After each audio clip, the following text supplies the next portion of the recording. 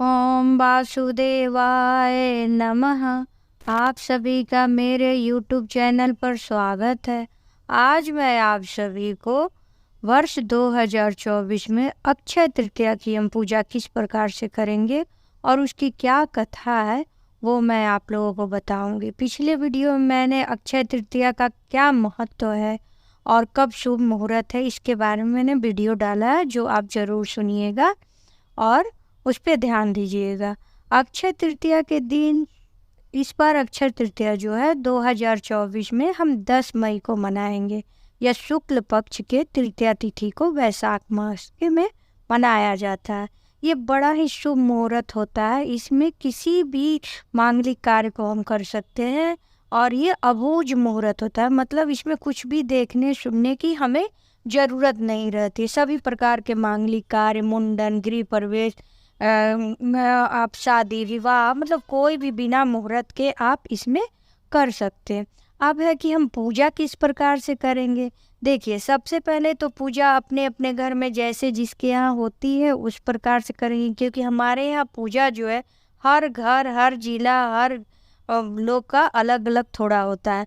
आप या तो अपने घर के अनुसार कीजिए या जैसे सब जगह होता है वैसे मैं आप लोगों को बता रही। सर्वप्रथम तो सुबह उठ के हमें ब्रह्म मुहूर्त में स्नान ध्यान करने के बाद मंदिर की सफाई करें, पूजा। और इस दिन भगवान विष्णु और लक्ष्मी जी की पूजा होती है, तो इसलिए हमें पीले वस्त्र या लाल वस्त्र आप या केसरिया रंग के वस्त्र को साफ सुथरा खुद भी धारण करना चाहिए और आप मंदिर में ही पूजा कीजिए। अगर आपके पास जगह है तो आप किचन में भी कर सकते हैं या मंदिर के पास जगह है चौकी तो वहाँ भी कर सकते हैं।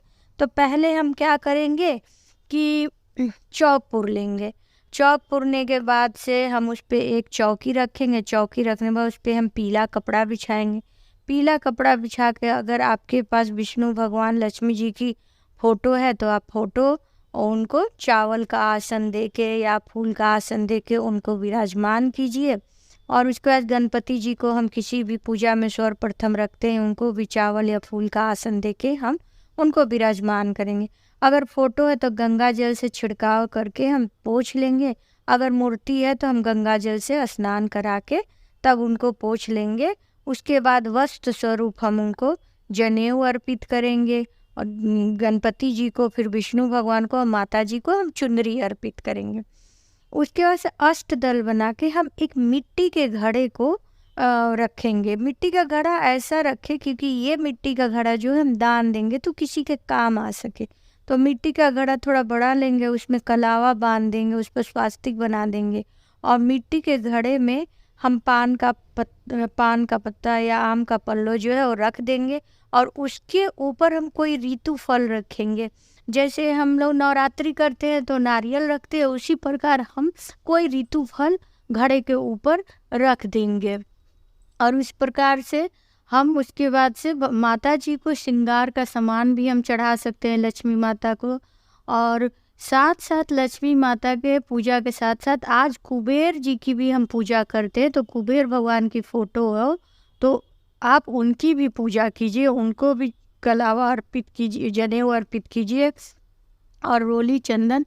जैसे गणपति जी को हम चंदन सिंदूर लगाएंगे, कलश की भी हम पूजा करेंगे और भगवान विष्णु को हम चंदन अर्पित करेंगे और माता जी को सिंदूर लगाएंगे। भोग भी हम आज के दिन जैसे मीठे किसी चीज़ का लगाएंगे तो विष्णु भगवान लक्ष्मी जी का अलग, तुलसी जी डाल के हम भोग लगाएंगे, गणपति जी को अलग लगाएं। और ऋतु फल हम चढ़ाते, जैसे अभी आम का, ककड़ी का, बट्टी का, तरबूज, ये सब जो भी हम सब ऋतु फल आज अर्पित कर सकते हैं। उसके बाद से हम चने का दाल भी आज हम अर्पित करते हैं और दक्षिणा स्वरूप एक पंडित जी के लिए दक्षिणा जो निकालते हैं कि जो पूजे में कमी बेसी रह गई है तो उसके अनुसार से हम कुछ पैसा भी दान स्वरूप हम देते हैं। तो इस प्रकार से हम पूजा पंचोपचार जो करते हैं, धूप दीप दिखाएंगे और पूजा करेंगे।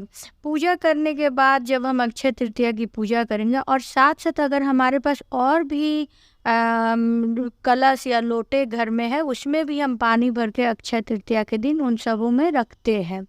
आप या कलश आपके पास है बहुत लोग मिट्टी की छोटी छोटी कलश रख कर लेके उसमें अन्न भरते हैं, जैसे चावल, गेहूँ, जौ, तिल, बहुत से चीज़, मतलब अन्न का। जैसे हम लक्ष्मी पूजा करते हैं उसी प्रकार से अक्षय तृतीया की भी पूजा होती है।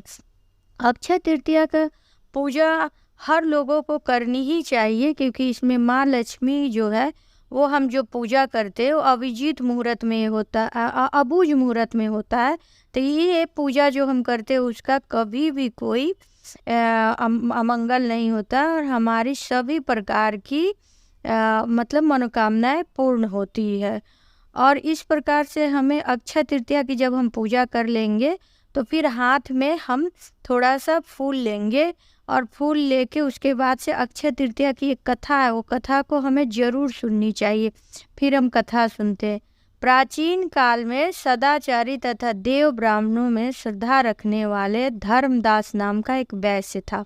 उसका परिवार बहुत बड़ा था, इसीलिए वो सदैव व्याकुल रहता था। एक दिन धर्मदास ने किसी से अक्षय तृतीया व्रत के महात्म के बारे में सुना कि वैशाख शुक्ल की तृतीया तिथि को देवताओं का पूजन और ब्राह्मण को जो दान दिया जाता है वो अक्षय होता है, मतलब उसकी कभी भी अंत नहीं होती। कालांतर में जब अक्षय तृतीया का पर्व आया तब वैश्य ने गंगा स्नान किया, अपने पितरों का तर्पण किया। स्नान के बाद घर जाके विधि विधान से देवी देवताओं का पूजन किया और ब्राह्मणों को अन्न, सत्तू, चावल, दही, चना, गोले, पंखा, जल भरे घड़े, जौ, गेहूँ, गुड़, सोना, ईख, खांड तथा वस्त्र आदि सभी देके श्रद्धापूर्वक दान दिया। धर्मदास की पत्नी के बार बार मना करने, कुटुंबजनों से चिंतित रहने तथा बुढ़ापा के कारण अनेक रोगों से पीड़ित होने के बाद भी धर्म, कर्म और दान पुण्य से वो विमुख नहीं हुआ। यही वैश्य दूसरे जन्म में